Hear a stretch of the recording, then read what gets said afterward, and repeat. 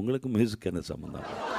தப்பா சார் இதை பாருங்க, தயவுசெய்து கூப்பிட்டு இப்படிலாம் அவமரியாதை பண்ணாதீங்க. நான் எங்க சார் இல்லை இல்லை, எனக்கும் மியூசிக்கு என்ன சம்மந்தம்னு கேட்குறீங்க. அப்படின்னா ஒன்றுமே தெரியாதவன் நினைக்கிறீங்களா? அப்புறம் எதுக்கு என்ன வர சொன்னாங்க? அன்பிலாரெல்லாம் தமக்குரியர் அன்புடையார் என்பும் உரிய பிறர்க்கு. சின்ன வயசுலேருந்தே எனக்கு ஒரு இசையில் ஒரு ஈடுபாடு உண்டு. இசை, நடிப்பு, ஆமாம், அப்புறம் பல பேர் மாதிரி பேசுறது. வாவென்று கூறாமல் வருவதில்லையா காதல். இசை கலைஞர், லெட்ஸ் வெல்கம் மிஸ்டர் பாஸ்கர்.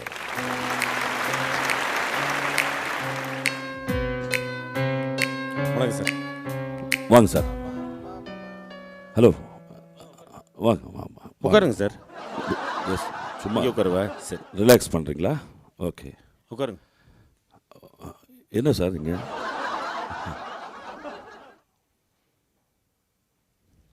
யாரை பார்க்குறீங்க?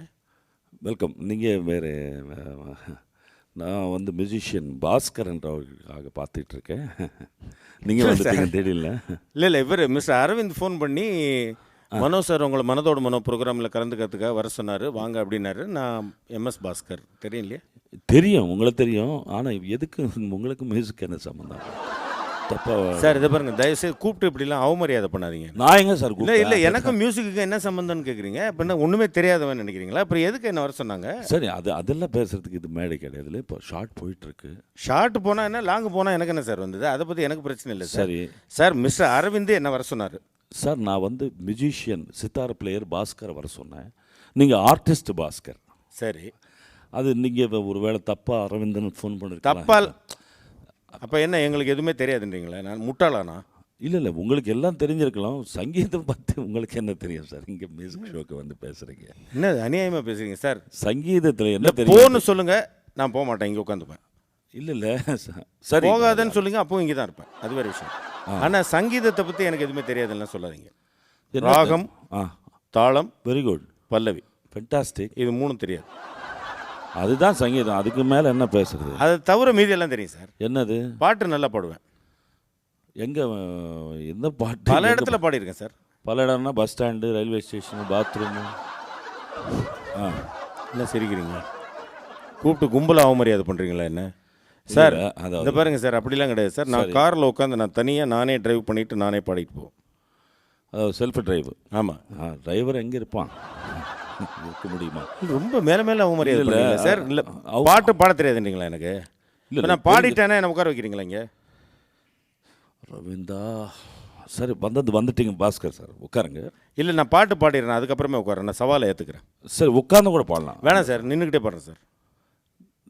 இல்லை, நீங்கள் அவ்வளோ தூரத்துக்கு என்ன கேவலப்படுத்தினதுக்கு அப்புறமா நான் இல்லை சார். நான் அங்கே பாஸ்கர் என்றவங்க ஒரு நல்ல அற்புதமான நடிகர். நீங்கள் ஆர்டிஸ்ட். இல்லை, அற்புதமான நடிகர். அதுக்கப்புறம் நடிகர்ன்றதை ரொம்ப யோசிச்சு சொல்கிறீங்க. இல்லை நடிகர் நீங்கள். இல்லை, நான் பாட்டு பாடுறேன். சரி, உட்காந்து பாடணும், நின்றுக்கிட்டே பாடுறேன், அதுக்கப்புறம் நான் உட்காடுறேன். ரைட் சார், வாசிங்க, ஏதாவது சுருத்தி கொடுங்க. ரைட், எந்த நான் பாடுறேன் சார், பார்க்கலாம். இருங்க சார். எந்த தலைவர் பாட்டு பாட்டுமா? எம்ஜிஆர் பாட்டு. சரி பாடுங்க. வந்துட்டீங்க, என்ன செய்யுது? கரெக்டாக பிடிங்க. எப்படி வெறும் ஊக்கு என்ன சொல்ல முடியும்? அன்பிலாரெல்லாம் தமக்குரியர் அன்புடையார் என்பும் உரிய பிறர்க்கு தெய்வத்தான் ஆகாதெனினும் முயற்சி தன்மை வருத்த கூலி தரும். ஒன்றே குலமென்று பாடுவோம், ஒருவனே தேவன் என்று போற்றுவோம். அன்னை இதயமாக அன்பு வடிவமாக வந்து வழி காட்ட வேண்டும் என்று வணங்குவோம். ஃபேண்டாஸ்டிக். ஒன்றே குலமென்று பாடுவோம், ஒருவனே தேவன் என்று போற்றுவோம். அன்னை இதயமாக அன்பு வடிவமாக வந்து வழி காட்ட வேண்டும் என்று வணங்குவோம். ஒன்றே குலமென்று பாடுவோம், ஒருவனே தேவனின்று போற்றுவோம்.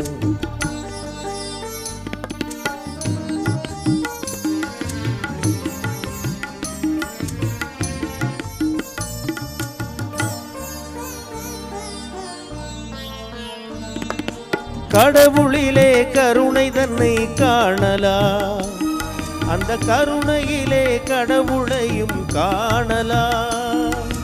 கடவுளிலே கருணை தன்னை காணலாம், அந்த கருணையிலே கடவுளையும் காணலாம்.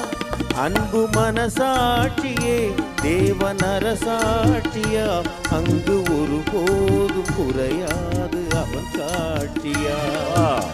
எப்படி ஃபேண்டாஸ்டிக். இப்போ ஒத்துக்கிறீங்களா? அற்புதம். ஒன்றே குலமென்று பாடுவோம், ஒருவனே தேவனின்று போற்றுவோம். ஆஹா, ஃபேண்டாஸ்டிக் சார். நான் போட்ட அந்த பிளான் கரெக்டாக பழிச்சது. என்ன பிளானு? இல்லை, நான் கூப்பிட்டது உண்மையாகவே MS பாஸ்கர் அவர்கள் தான். இல்லை, நான் உண்மையிலே நான் வந்த உடனே ஒருவேளை தப்பாக சொல்லிட்டாங்களோ ப்ரோக்ராமு. நம்ம வேறு இப்படி ட்ரெஸ்லாம் பண்ணிட்டு வந்து உட்காந்துட்டோம், பெரிய ஜம்பமாக வேறு பேசிவிட்டோம் அப்படின்லாம் பார்த்தா அது ஒரு ப்ரோக்ராமை டிஸ்டர்ப் பண்ணுறது தப்பு தானே? இல்லை, ஃபென்டாஸ்டிக் சிங்கர்ன்றது உலகத்துக்கு தெரியணும். MS பாஸ்கர் என்றவர்கள் நல்ல சிங்கர்ன்றது. அதாவது சாதாரணமாக நம்ம சிங்கத்தை தட்டி எழுப்போம், ஆனால் MS பாஸ்கர் அவர்களுக்குள்ள ஒரு சிங்கர். ஏன் அடிக்கிறீங்க? தட்டி எழுப்புறேன். ஓஹோ, அதானே, அதுக்காக தான். சரி சரி, ஓகே ஓகே ஓகே. அதாவது இந்த நிகழ்ச்சிக்கு என்னையும் ஒரு பாடகனாக அங்கீகரித்து, ஆமாம், அதாவது ஒரு பெரிய மலைக்கு பக்கத்தில் ஒரு கூழாங்கல் மாதிரி. சும்மா என்ன? இல்லை உண்மையிலே சொல், நீங்கள் ஒரு அற்புதமான சிங்கர் மன்னன். நீங்கள் பாடின எத்தனையோ பாடல்கள், இப்போ ரீசெண்டாக கூட இந்த காதல் அணுக்கள் உடம்பில் எத்தனை ரொம்ப அற்புதமான பாட்டு. காதல் அணுக்கள் அது நான் பாடலையே, அதனால தான் சொன்னேன் அது ரொம்ப அற்புதமான பாட்டு. வேணும்னு கலாட்டா பண்ணுறதுக்காகவே கும்பலே அலைஞ்சிட்டு இருக்கேன். இல்லை, எத்தனையோ பாட்டு மன்னோம் நீங்கள் பாடி, எவ்வளோ பாடல்கள் எல்லாம் ரசிச்சிருக்கோம் நாங்கள். செண்பகமே செண்பகமே, ஆமாம், இந்த மாதிரி எத்தனையோ பாடல்கள், இன்றைக்கும் காலத்தால் அழியாத பாடல்கள், இன்றைக்கும் எங்கள் மனதில் ரீங்காரமிட்டு கொண்டிருக்கக்கூடிய பாடல்கள். உங்களோட கூப்பிட்டு உட்காந்து எனக்குள்ள ஒரு சங்கீத ஞானம் இருக்கின்றதை தட்டி எழுப்புறேன்னு சொன்னீங்க இல்லையா? ஆமாம். ஸோ இந்த நிகழ்ச்சிக்கு என்னை அழைத்த ஜெயா தொலைக்காட்சி நிறுவனத்தாருக்கும், இதனுடைய இயக்குனர் அவர்களுக்கும், முக்கியமாக நண்பர் மனோ அவர்களுக்கும் ரொம்ப சந்தோஷமாக இருக்குண்ணா. எனக்கு ரொம்ப ஐ எம் வெரி ஹாப்பி. அதாவது எந்த வயசில் நீங்கள் பாட்டு கேட்க ஆரம்பிச்சிங்க விரும்பி? இல்லை, சின்ன வயசுலேருந்தே எனக்கு ஒரு இசையில் ஒரு ஈடுபாடு உண்டு. இசை, நடிப்பு, ஆமாம், அப்புறம் பல பேர் மாதிரி பேசுறது, இப்படிலாம் மெமிக்ரியை ப்ரொஃபஷனலாக நான் பண்ணலை. இருந்தாலும் எனக்கு மெமிக்ரி ஓரளவுக்கு வரும். அதாவது ஒரு சின்ன மேட்ரு ஒன்று சொல்லு, நீங்கள் கேட்ட கேள்விக்கு பதில் சொல்லிட்டு மேட்ரு சொல்லுவா, இல்லை இந்த மேட்ரு சொல்லி கேட்ட கேள்வி போயிடுவோம். அதாவது என்னுடைய நண்பர் சொர்ணவேல்னு ஒருத்தர், சரிங்க, அவர் ஒரு ப்ரோக்ராமுக்கு என்னை டப்பிங் பண்ணணுன்னு கூப்பிட்டார். நான் அந்த ப்ரோக்ராம் போய் பார்க்கும்போது என்னென்னு கேட்டிங்கன்னாக்க, 3 பேரை டைரெக்டாக நேதாஜி சுபாஷ் சந்திர போஸ் அவர்கள் இந்தியன் நேஷனல் ஆர்மிக்கு செலக்ட் பண்ணியிருக்காங்க. அவரே டைரெக்டாக செலக்ட் பண்ணியிருக்காங்க. Very good. ஷானவாஸ் கான்னு ஒருத்தர், பிரேம்குமார் சைகல்னு ஒருத்தர், குர்பக் சிங் தில்லாங்னு ஒருத்தர். Very good. இதில் அந்த குர்பக் சிங் தில்லாங்கன்றவர் அப்போது நான் முதல்ல டப்பிங் பேச ஆரம்பித்த காலகட்டங்களில் அவர் இருந்தார். அப்போவே அவருக்கு ஒரு 80-82 வயசு இருக்கும். அவரை போய் இவர் பேட்டி எடுக்கணும் அப்படின்னு கேட்கும்பொழுது, இங்கெல்லாம் டிஸ்டர்ப் பண்ணாத, நான் மெட்ராஸ்க்கு எப்போ வரேன்னு பார்த்து அங்கே எடுத்துக்க அப்படின்ட்டார்.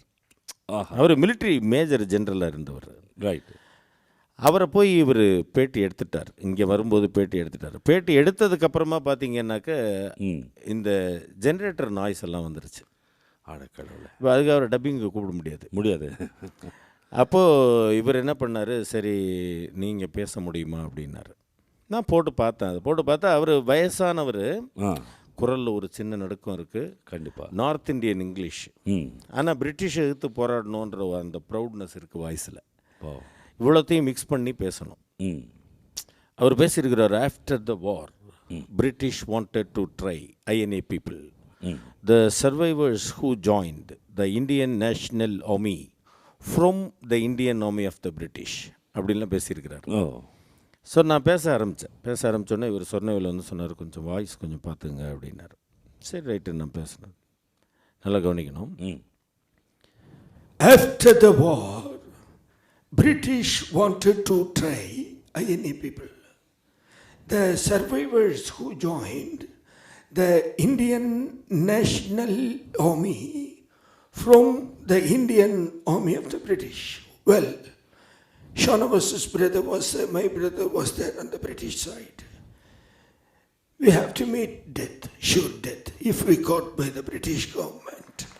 அப்படின்னு பேசியிருந்தாரு.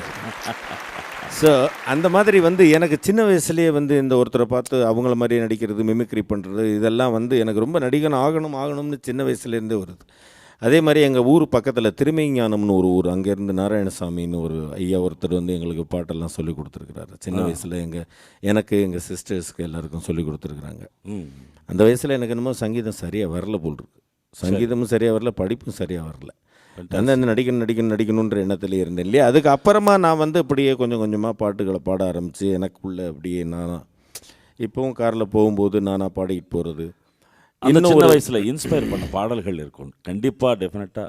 யாரோட பாடல்கள் அதிகமாக நீங்கள் விரும்பி கேட்பீங்க?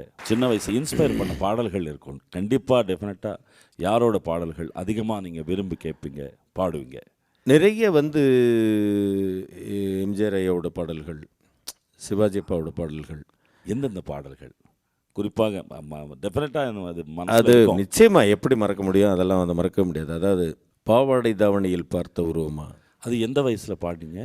இல்லை, அது நான் யாரையும் பார்த்து பாடலை. நீங்கள் ஏதாவது வில்லங்கமாக கேள்வி கேட்குறீங்க. நான் எந்த வயசில் பாட ஆரம்பிச்சிங்க? இல்லை, நீங்கள் எந்த வயசில் இசை கேட்டீங்கன்னு சொல்லி கேள்வி. அந்த ஓகே, அது 8 வயசில் எனக்கு அது என்ன ஒரு நினைவு தெரிஞ்சு நான் வந்து ஒரு 7-8 வயசில் கேட்டுக்கிறேன். அப்போவே பாவாடை தாவணி அப்பவும் போட்டிருந்தாங்க பல பேர் பார்த்த. இப்போ எனக்கு 8 வயசு இருக்கும்போது பாவாடை தாவணி போடக்கூடாதுன்னு எதாவது சட்டமாக? இல்லை, அவங்க போடுவாங்க. அந்த பாட்டு குறிப்பாக எதுக்கு? அது அர்த்தம் எனக்கு புரியாமையே நான் கேட்டிருக்கேன் அந்த இசை. ஓஹோ, அந்த மெட்டு. ஆமாம். அதே மாதிரி வந்து சின்ன பயலே சேதி கேளுடா, இது கரெக்டு. இந்த பாட்டு நீங்கள் அப்புறம் வந்து நாடோடி மன்னனில் வரும் இல்லையா, அந்த சும்மா கிடந்த நிலத்தை கொத்தி சோம்பல் இல்லாமல் ஏர் நடத்தி கம்மாக்கரையை ஒசத்தி கட்டி கரம்ப கொல்லையில் வாய்க்கால் வெட்டி சம்பா பயிரை பறிச்சு நட்டு சமயம் பார்த்து தண்ணீர் விட்டு நெல் விளைஞ்சிருக்கு வரப்பு உள்ள மறைஞ்சிருக்கு அட காடு விளைஞ்ச மச்சான் நமக்கு கையங்காலம் தான் நிமிச்சான். பட்டுக்கோட்டை கல்யாண சுந்தரம் அவர்கள் எழுதியிருப்பாங்க. குட்டியாடு தப்பி வந்தால் குள்ளநரிக்கு சொந்தம், குள்ளநரி மாட்டிக்கிட்ட குறவனுக்கு சொந்தம். அந்த மாதிரி வந்து இப்போ 4 பாட்டு சொல்லியிருக்கீங்க. ஒவ்வொரு பாட்டு 2 லைனை பாடுங்களேன். அவ்வளோ சந்தோஷமாக இருக்குது. நீங்கள் வந்தது பாடுறது எவ்வளோ மகிழ்ச்சியாக இருக்குது. வாவென்று கூறாமல் வருவதில்லையா காதல், தாவென்று கேளாமல் தருவதில்லையா, வாவென்று கூறாமல் வருவதில்லையா காதல், தாவென்று கேளாமல் தருவதில்லையா, சொல்லென்று சொல்லாமல் சொல்வதில்லையா, இன்பம் சுவையாக வளர்வதில்லையா, பாவாடை தாவணியில் பார்த்த உருவமாயிரு பூவாடை வீசி வர பூத்த பருவ